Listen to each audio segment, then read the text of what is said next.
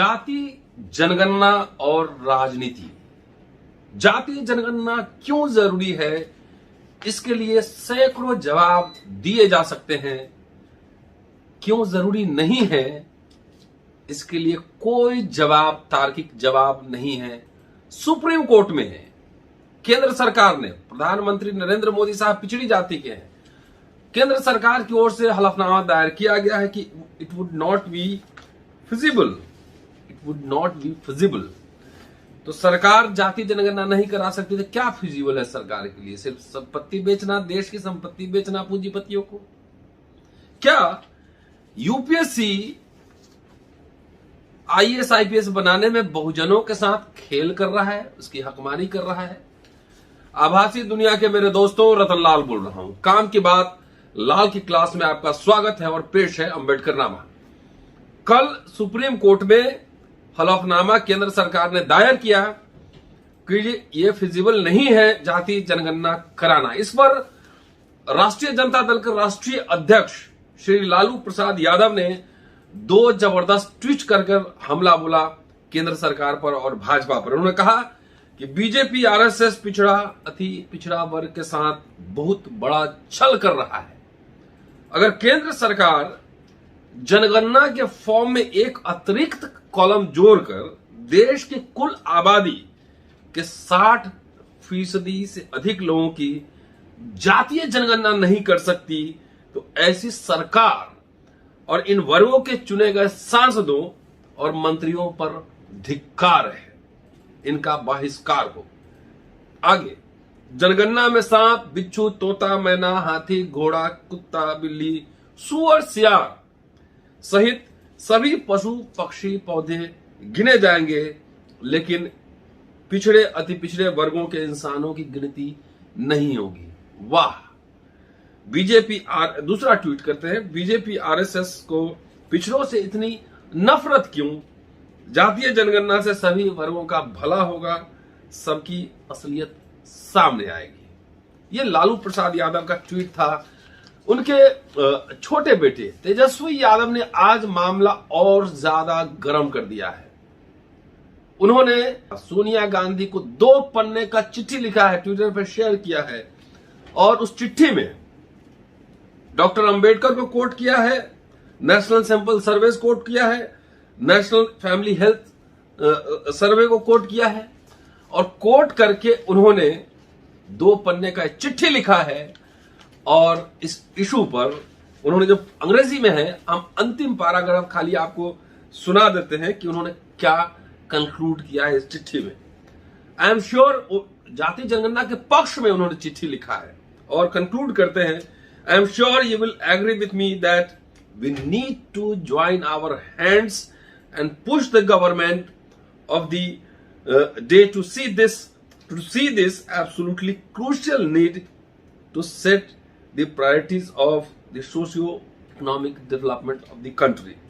I am open to suggestions and inputs from you so that immediately prepare our plan of action in this regard without further delay. Tejashwi Prasad Yadav plan की बात कर रहे हैं, सोचिए। और दिलचस्प है कि इस चिट्ठी को उन्होंने 33 नेताओं को भेजा है। सोनिया गांधी को लिखा, एड्रेस किया है, भेजा है शरद पवार, श्री अखिलेश यादव, मायावती, एमके स्टालिन, ममता बनर्जी, नवीन पटनायक, सीताराम येचुरी, डी राजा, नीतीश कुमार, फारूक अब्दुल्ला।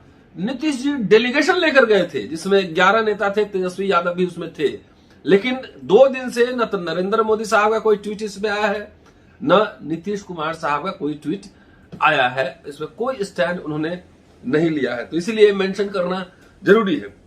फारूक अब्दुल्ला, प्रकाश सिंह बादल, दीपांकर भट्टाचार्य, उद्धव बाला साहब ठाकरे, चंद्रशेखर राव, वाईएस जगमोहन रेड्डी, महबूबा मुफ्ती, हेमंत सोरेन, पी विजयन केरला के सीएम हैं, अरविंद केजरीवाल, अशोक गहलोत, भूपेश बघेल, चरणजीत सिंह चन्नी, ओम प्रकाश चौटाला, जीतन राम मांझी, मौलाना बदरुद्दीन अजमल, जयंत चौधरी, ओ पनीर सेल्वम, ओम प्रकाश राजभर, चिराग पासवान, अख्तरुल इमाम, मुकेश सहनी, चंद्रशेखर आजाद का को भी उन्होंने चिट्ठी भेजा है। तो सोचिए, वो एक्शन की बात कर रहे हैं। अगर ये पार्टी, आधी पार्टी भी सड़क पे आ गई इस मूवमेंट को लेकर और समाज तैयार हो गया कि नहीं, जाति जनगणना करना है, ये बहुत जरूरी है, तो सरकार कटघरे में शामिल होगी। पहले भी 2 बार 2 अप्रैल 18 भारत बंद हुआ था SC ST एक्ट के मामले में, जिस तरह से सुप्रीम कोर्ट ने डाइल्यूट करने की कोशिश की थी, भारत बंद हुआ, पार्लियामेंट में उसको फिर से अमेंडमेंट लाना पड़ा। 5 मार्च को भी जब रोस्टर के सवाल पर जब समाज सड़क पे आया, तेजस्वी यादव थे उस आंदोलन में, हमने उनको कॉन्स्टिट्यूशन क्लब में बुलाया था, भारत सरकार को फिर अमेंडमेंट लाना पड़ा।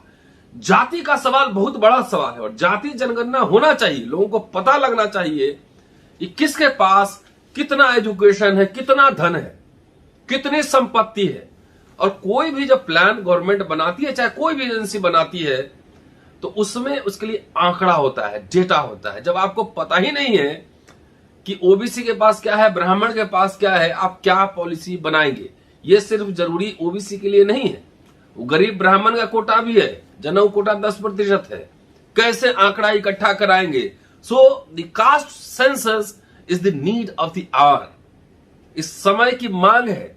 अगर इस पे नेता लोग, अगर बहन जी और अखिलेश और तेजस्वी तमाम ये लोग इकट्ठा हो सकते हैं कॉमन प्रोग्राम पे, तो कास्ट सेंसस होकर रहेगा और सरकार को बैकफुट पर जाना पड़ेगा, क्योंकि अब ये तो आर पार की बात है। सब कुछ निजीकरण हो रहा है। कहां गया देश की संपत्ति, पैसा किसके पास है, ये जानना जरूरी है। अब आइए मैं दूसरी खबर की ओर लेकर चलता हूं। दिलीप मंडल साहब लगातार इस पर ट्वीट कर रहे हैं और ये है यूपीएससी का खेला, कि उसमें जो है SC ST OBC के 75 सीट हेरा फेरी करने की तैयारी चल रही है। उन्होंने लिखा है, 4 ट्वीट उन्होंने किया है कि नंबर 1 पोजीशन पर ओबीसी को दिखाकर रिजर्व कैटेगरी की 75 IAS IPS IFS और दूसरे अफसरों के पद खा जाएगा यूपीएससी। इस खेल को समझिए, यूपीएससी स्कैम क्या है। इस साल लिखते हैं कि इस साल सर्विस में बनेंगे अफसर 836, फाइनल लिस्ट आई है 761 ऑफिसर्स की। 75 नाम कहां गए हैं, 75 नाम कहां गए, 75 अफसर गोपनीय लिस्ट से आएंगे।